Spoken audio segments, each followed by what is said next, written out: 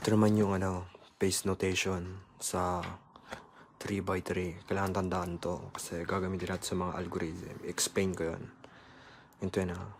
Sabihin ng F. Front. Yung R, right. U, yung top. L, yung left. Yung back, yung likod, back. D, down. Pag may apostrophe naman, sabihin nyo counterclockwise siya. Pag may number naman siya, ibig sabihin 2 beses. Ibig sabihin pag R2, 2 beses siyang iikot. Ayun ibig sabihin ng mga explain ko ulit Ibig sabihin ito yung F, front, clockwise siya. Tapos yung R, ito naman yung R, clockwise. U,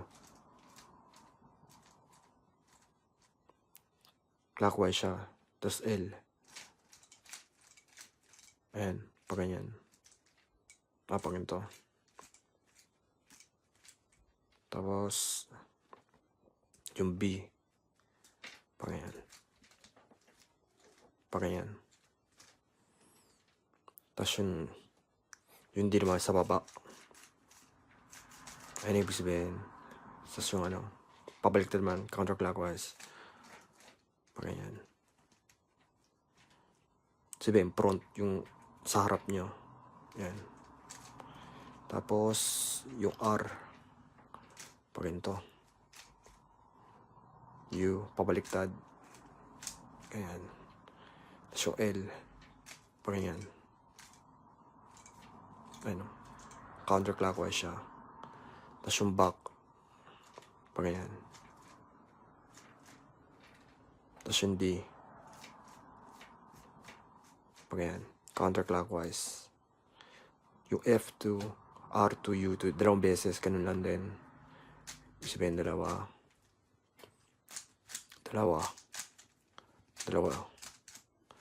Ayun yung ibig sabihin niya. Ayun yung mga paste notation. Tandaan nyo to kasi kailangan ito mamaya sa mga algorithm natin.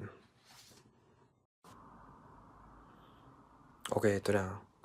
Bubuin na natin yung Rubik's Cube. So, ang first layer, sa Rubik's Cube may mga layer to. First, second, third layer. Yung first layer sa taas. Yung second layer dito sa gitna. Tapos yung third layer sa baba. Yung last part.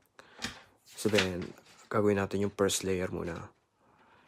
Gagawa tayo ng cross. So, kahit anong kulay. Pero, mag-start tayo sa white. Gagawa tayo dito ng cross. Ayun yung step natin. So, ito. Pag nandito, pag may gintong pattern kayo nakita, puti, blue, ikot nyo. Yan. Pares na. Tapos hahanapin nyo yung blue katapat. Yan. Ayun yung tatandaan. Next naman.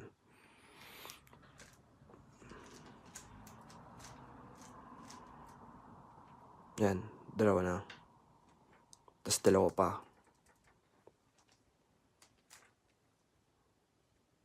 Isa pa.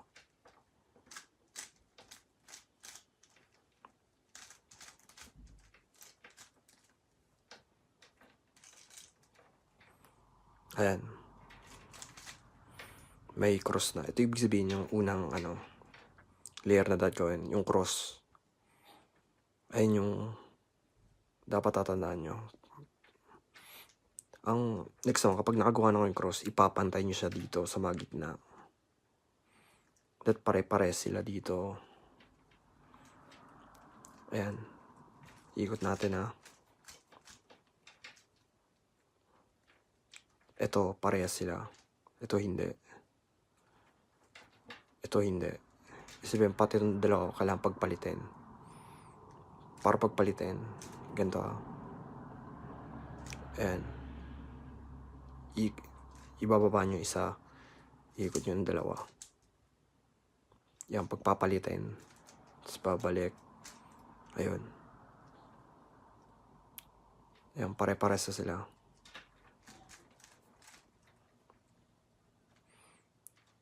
Ayun yung una, yung cross. Paano pagpapalitin itong 2? Kunyari, ito yung baliktad silang dalawa. Para pagpalitan ngayon.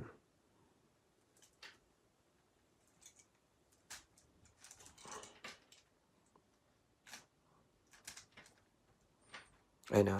Mali, di ba? Mali. Pagpapalitan natin itong dalawa. Para pagpalitan yung dalawa ganito. Yan na. Baba. Ikot. Yung taas. Pagpalitin. Yan. Ayun yung pagpapalitin. Later man, practice natin ito pagpalitin.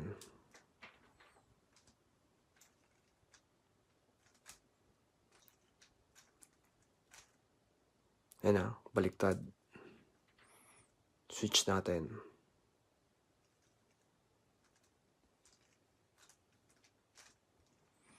Yan. Ayun yung cross. Dapat ang cross, pare-para sila dito. Yan. Parehas.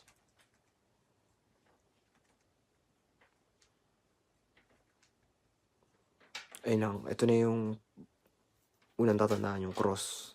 Next naman natin gagawin yung corner. Okay, yung next naman yung corner. Kapag nakabuild na tayo ng cross, bubuin naman natin yung corner piece. Ayan, ibig sabihin dito,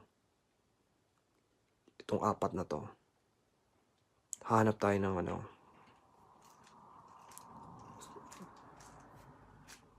hindi to kasi iba silang kulay. Green siya, red. Sabihin hindi siya dito.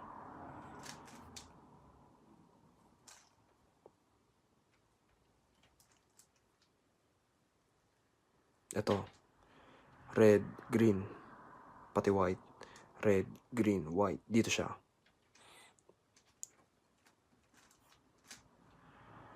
Kapag may ganitong pattern, kapag nakalagay siya dito, iikot mo siya dito ng isa, dalawa, pag ganyan.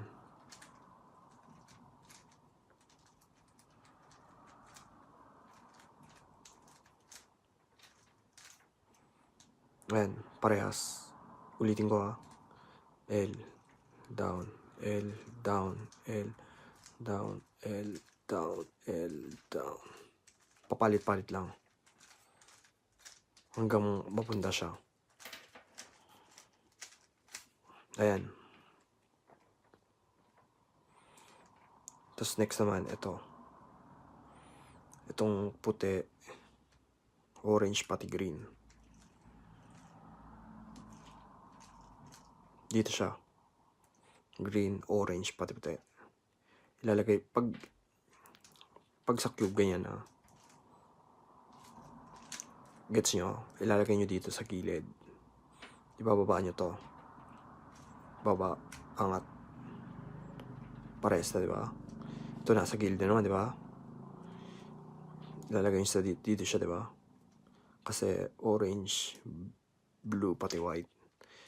Kapag nandito siya, ilipat nyo siya dito sa kanan, dito sa side na to.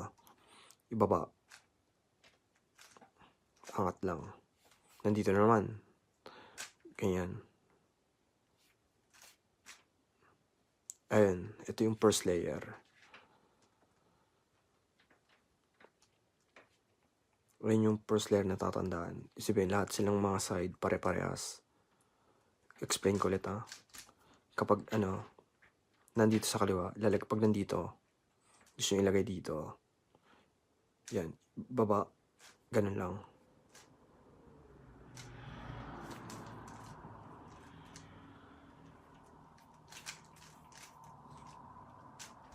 Pag nasa kanan naman, pag nandito,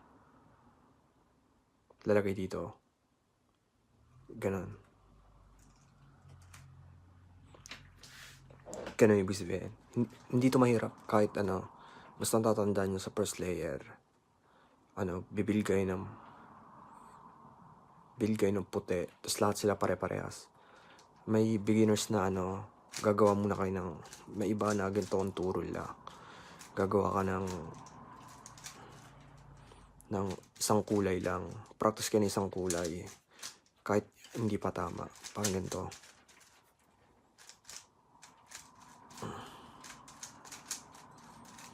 Yan. Ganito, di ba kapag beginners kayo, gagawa lang ng isang kulay. Pwede rin ganun kahit hindi nyo sundan yung gagawa ng cross-patting corner. Basta makagawa ka ng first na kulay nyo. Okay yun. Ang tatandaan nyo, pare-pares lang dapat yung mga gilid. Madali lang to. Itong dapat tatandaan nyo kasi hindi na kailangan ng algorithm dahil pag hindi nyo ito nagawa, mahirapan kayo sa next kasi puro algorithm na yung ano na, topic. Ganyan.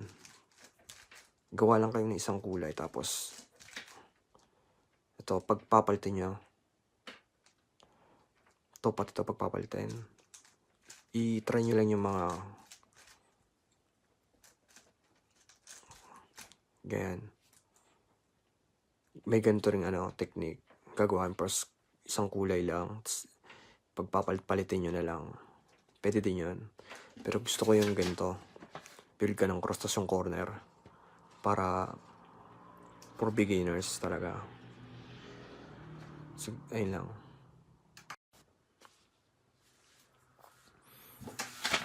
Yung next naman yung ano na, second layer. Pag nabuo na natin yung first layer, yan, may isang kulay na tayo. Pare-pares yung mga gilid. Ito yung first layer. Yung second layer naman, bubuin natin yung gitna. Pare-pares dapat sila. Ito yun na. Kapag right side, ito yung algorithm gagamitin natin. Pag left side, ito yung gagamitin natin. Ay, ibig sabihin yun. So, ganito hawak nyo. Nasa taas yung nabuo nyo. Hahanap kayo ng T. Ayan, T. Pag may nahanap kayo yung T, titignan yung baba. Yung baba, blue. Nasa left siya, diba? Ito, left. Left yung gagamitin natin. Ayan na, T. Tapos yung sa baba, blue.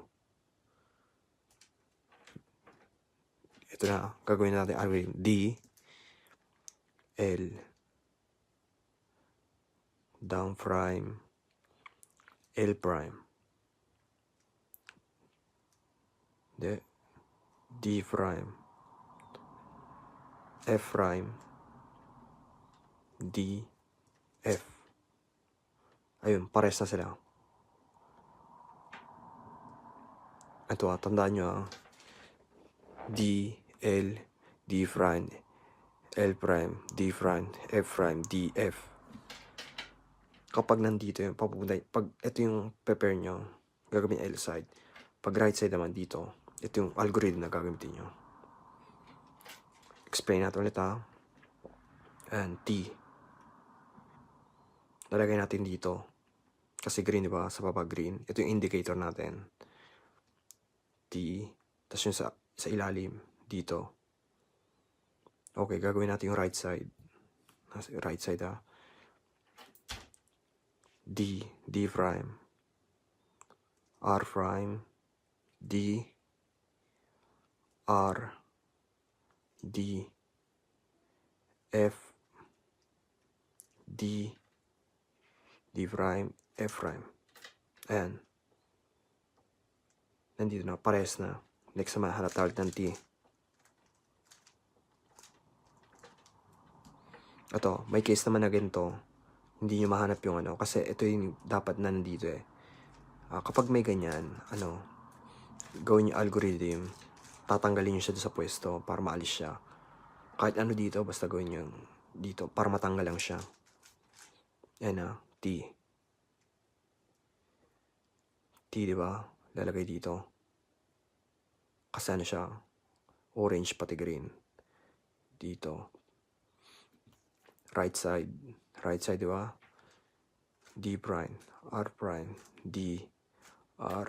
D. Front. D prime. F prime.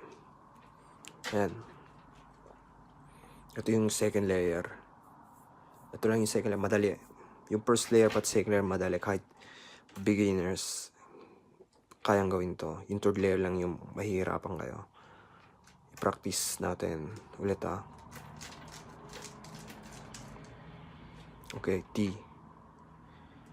Yung sa baba, indicator. Dito siya lalagay. T. Sabihin ng ano, diba dito? Papunem siya, ano siya, palayo. R prime, D, R, D, F, D prime, F prime. Ulit-ulitin nyo lang yung algorithm, matatandaan nyo yun. Ano, muscle memory to, hindi to tinatanda. Hindi talaga tinatandaan kasi matatandaan nyo talaga to kapag inulit-ulit nyo. Hindi nyo na kailangan tignan lagi. Laging tatandaan na lang yung... Sa una lang to kasi beginners kayo, hindi nyo pa alam ibig sabihin nito.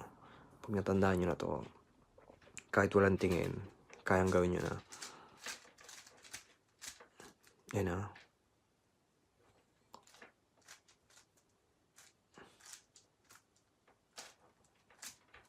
May iba ring move na ginto.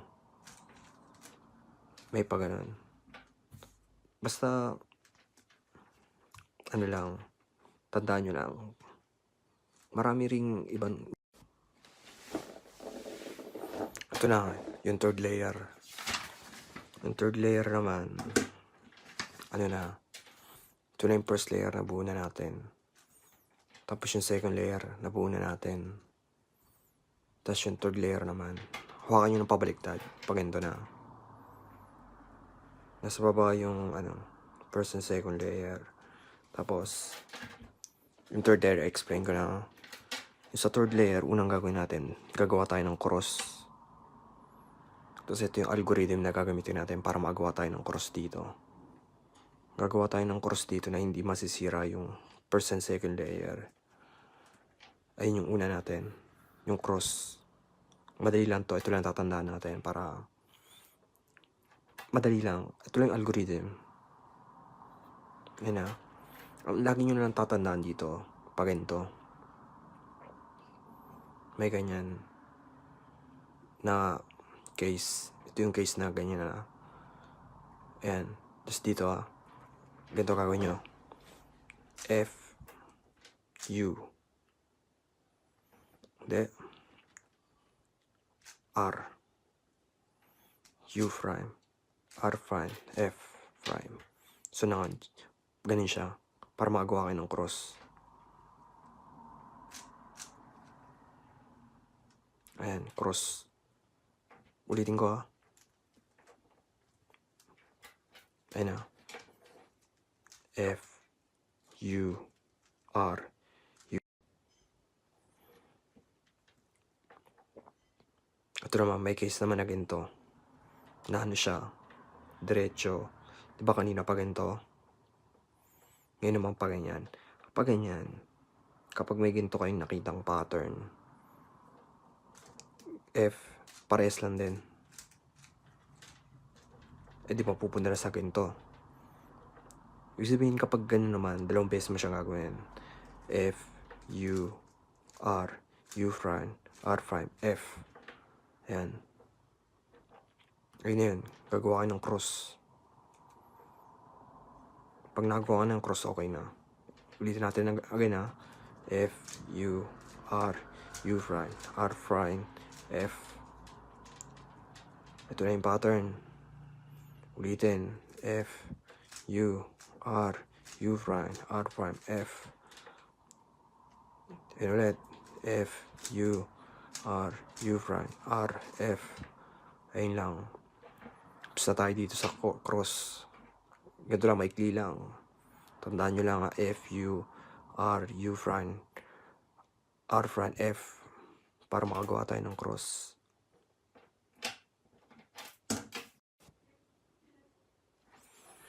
Ito na yung next. Pag nakabuild na tayo ng cross, ang gagawin naman natin, i-check natin yung kung pare-pares na sila dito. Ayan, di ba? Pares sila. Pares sila. Ito hindi. Ito hindi. Sabihin, mali silang dalawa. Switch natin yung middle piece. Itong dalawa, pagpapalitin natin kasi tama na yung dalawa dito. Paano natin gagawin? Itong algorithm na to. Maikli lang. Hindi mahirap. Diba yan? Ito yung tama. Lagi kang nakatapat sa mga mali. ito, pagpapalitan, di ba? Ayan, itong dalawa, pagpapalitan sila. Ayan na, L. Ito na, tatanda yung algorithm. L, U, L prime, U, L, U. Dalawang beses yung U. L. Okay, wait. Check natin.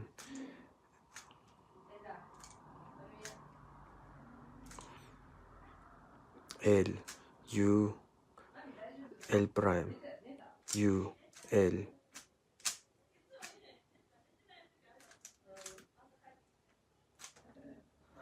Ayan.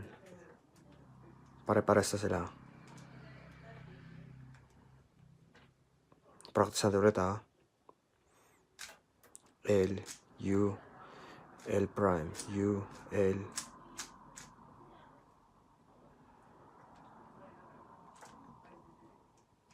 Yan na, practice natin. Ito pati to.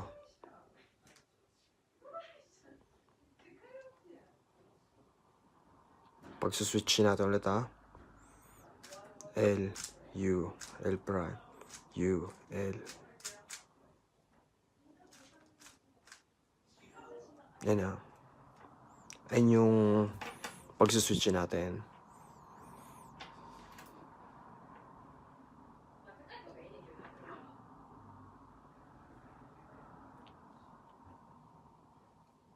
Ayun na. Madali lang.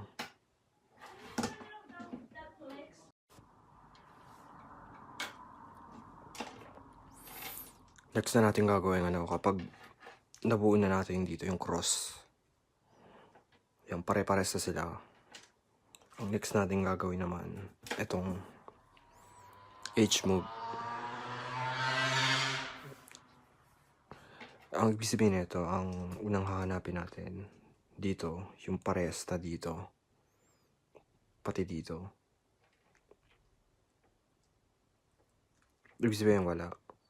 Wala yung mga parehas dito sa puti. Pati sa mga gilid. Ang gagawin natin to. Diba? Ang move niyan, R. Pag yan.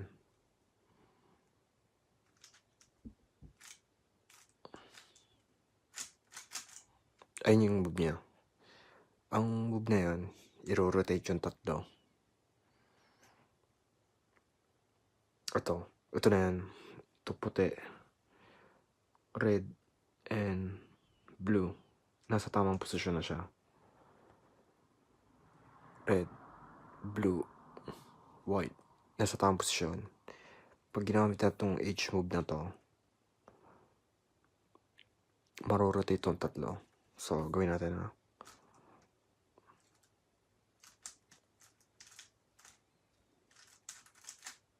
Ayan.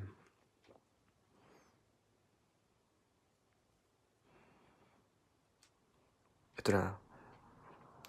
Nasa tamang posisyon na silang lahat. Ayan.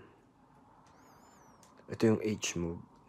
Kasi mabubuo na natin dito yung Rubik's Cube. Para sa huling piece na. Pero hindi, ipapractice muna natin.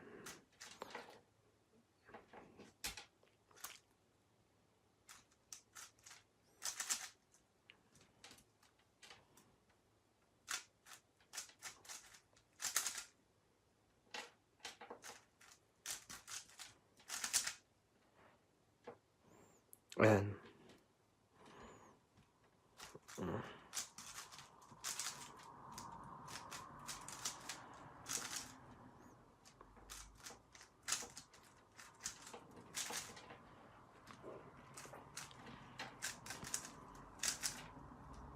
Yan, may ganito namang case na buo dito. Lagi dito yung tama. Tapos, pag ginamit natin itong H move, marorotate yung tatlo. Pero hindi na natin kailangan i-rotate kasi nasa tamang posisyon na sila. Ito yung H move. Ulitin natin R, L prime, U prime, L, U, R prime, U prime, L prime, U, L. Ayun yung move na yan.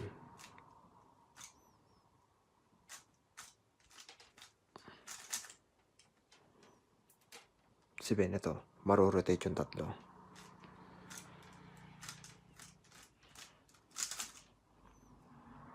Ayan, ito yung H move para marotate yung tatlo. I-practice nyo yung mga algorithm. Ito na yan. Ito na yung H move.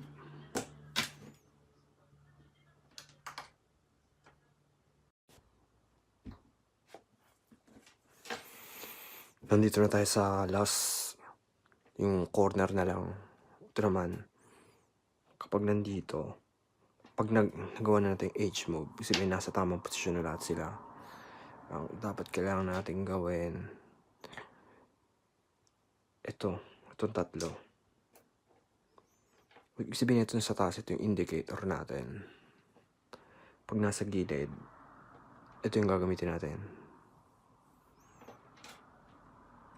Kapag nasa gilid siya, yung puti, indicator nasa gilid, gagamitin natin yung algorithm na to. Pag ganito naman, nasa dito siya, nandito, gagamitin natin to. Nasa gilid, ito. R, D, R prime, D prime, R, D, R, D prime. Yan. Tapos rotate natin. Ito.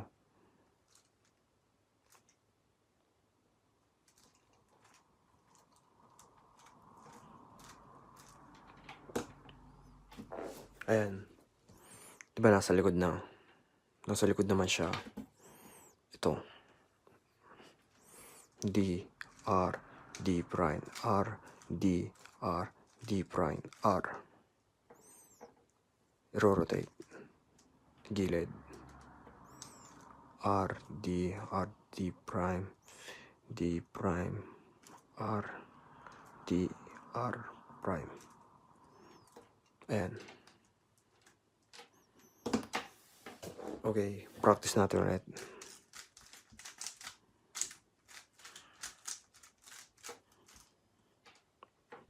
Okay.